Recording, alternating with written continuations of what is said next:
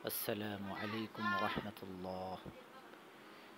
الحمد لله رب العالمين، والصلاة والسلام على أشرف الأنبياء والمرسلين. أعوذ بالله من الشيطان الرجيم. بسم الله الرحمن الرحيم. تعاونوا على البر والتقوى ولا تعاونوا على الإثم والعدوان. وقال رسول الله صلى الله تعالى عليه وسلم: الدنيا سجن المؤمنين وجنة الكافر، أو كما قال عليه الصلاة والسلام. أستغفر الله أستغفر الله أستغفر الله. صلى الله تعالى عليه وسلم صلى الله تعالى عليه وسلم صلى الله تعالى عليه وسلم। আল্লাহ রাব্বুল আলামিনের দরবারে লাখো কোটি শুকরিয়া যে আল্লাহ পাক আপনাদের সামনে আসার তৌফিক দিয়েছেন, দুটি কথা বলার এবং শোনার তৌফিক দিয়েছেন। সকলে আল্লাহ পাকের শুকরিয়া আদায় করি, বলি আলহামদুলিল্লাহ। তো আজকে আসলে আমাদের দেশের কিছু অবস্থা এবং বাহিরের কিছু অবস্থা নিয়ে কথা বলবো ইনশাআল্লাহ।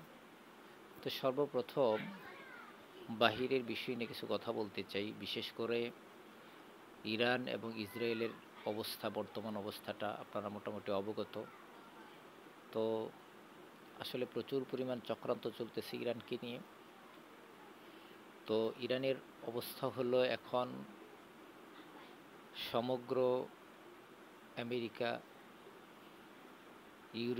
ইউরোপীয় ইউনিয়ন এবং যুক্তরাষ্ট্র তথা সকল পশ্চিমা বিশ্ব বিভিন্নভাবে ইসরায়েলকে সহযোগিতা করছে, তারা এগিয়ে আসছে। তারপরেও খুশির সংবাদ হলো ইসরায়েল খুব খারাপ অবস্থায় আছে। আসলে ইরানের কোনো আক্রমণই ওইভাবে তারা ঠেকাতে পারছে না। ইসরায়েলের যে অস্ত্র ভান্ডার ছিল, মিসাইল ভান্ডার ছিল, আসলে তারা নিজে কোনো মিসাইল উৎপাদন করার ওইভাবে তাদের সক্ষমতা নেই। তারা বাহির থেকে কালেকশন করে, যার কারণে আসলে এটা যত তাড়াতাড়ি সম্ভব, হয়তো সর্বোচ্চ 8 থেকে 10 দিনের মধ্যে এটা শেষ হয়ে আসবে। সর্বোচ্চ 8 থেকে 10 দিনের মধ্যে শেষ হয়ে আসবে। তো সেই হিসেবে আমরা আশা করতে পারি ইনশাল্লাহ ইসরায়েল যদি বাহির থেকে কোনো সহযোগিতা ওইভাবে না পায় বা সক্রিয়ভাবে পশ্চিমা বিশ্ব তার সাথে না জড়ায়, তাহলে ইনশাল্লাহ সর্বোচ্চ 10 থেকে 15 দিনের মধ্যে ইসরায়েল স্টপ হতে বাধ্য হবে। আর বিতর্কত হলো ইসরায়েল পুরা রাষ্ট্র, তার 1/3 অলরেডি ধ্বংস হয়ে গেছে, নিঃশেষ হয়ে গেছে। সাথে সাথে ইরানের যে বিষয়টা, সেটা হলো যে আলহামদুলিল্লাহ তারা যথেষ্ট চেষ্টা করছে, প্রতিরোধ করছে, মিসাইল আক্রমণ করছে এবং সফল আক্রমণ করতেছে। কিন্তু তারপরও ইরান কিন্তু একাই করতেছে। কিছুটা সাহায্য হিসেবে চীন থেকে কিছু বিমান যাচ্ছে, সেই হিসেবে আশা করা যায় কিছুটা সহযোগিতা যাচ্ছে। তেমনিভাবে রাশিয়াও পরোক্ষভাবে কিছুটা সহযোগিতা করতেছে এবং সার্বিকভাবে সহযোগিতায় কূটনৈতিকভাবে আছেন তুরস্কের প্রেসিডেন্ট এরদোয়ান।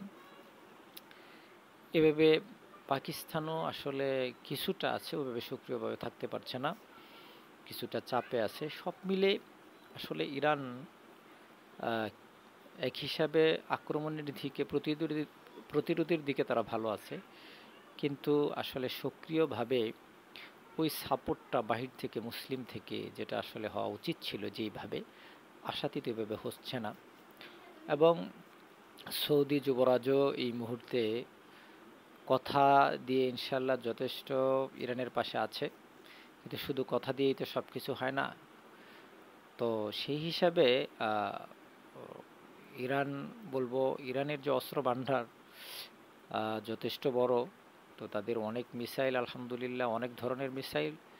তারপরও একা যুদ্ধ করলে এইভাবে প্রত্যেক দিন প্রথম দিকে 100-150 করে মিসাইল মারা হয়েছে সকালে বিকালে, এভাবে করে প্রত্যেক দিন কিন্তু তারা মিসাইল মারতেছে। এই পর্যন্ত 600+ মিসাইল কিন্তু তারা বিভিন্ন আকারের বিভিন্ন ধরনের কিন্তু সেটা তারা নিক্ষেপ করেছে। তো এইভাবে যে আসলে করতে থাকে, যত বড় ভান্ডারই হোক সেটা হয়তো সেটা সর্বোচ্চ 6 মাস, হ্যাঁ, 5 থেকে 6 মাসের মধ্যে, কেউ কেউ বলতেছেন আরও কিছুদিন বেশি থাকবে। তবে সুখের বিষয় হলো, আনন্দের বিষয় হলো যে ইরান কিন্তু নিজস্বভাবে তারা মিসাইল উৎপাদন করে, যার কারণে তারা ইনশাল্লাহ এটা দীর্ঘমেয়াদী যুদ্ধ যদি হয় সেটাকে ইনশাল্লাহ এগিয়ে যেতে পারবে।